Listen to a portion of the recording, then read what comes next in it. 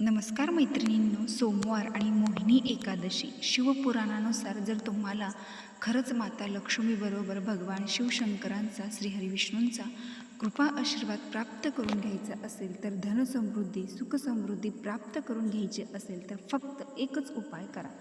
काय करायचं आहे? एक शुद्ध पाण्याचा कलश भरून घ्यायचा आहे. त्यामध्ये एक हिरवी विलायची आणि थोडीशी साखर किंवा गूळ हे मिक्स करून हे सर्व जल तुम्ही तुमच्या घरच्या शिवलिंगावरती किंवा शक्य असेल तर शिवमंदिरात जाऊन तिथे शिवलिंगावरती हे जल अर्पण करावे. जल अर्पण करत असताना तिघांचाही आशीर्वाद घ्या. तो म्हणजे लक्ष्मी, नारायण आणि भगवान शिवशंकर. जेव्हा तुम्हाला हे तिघेही आशीर्वाद देतील तेव्हा तुमच्या नशिबाचे बंद दरवाजेसुद्धा उघडतील.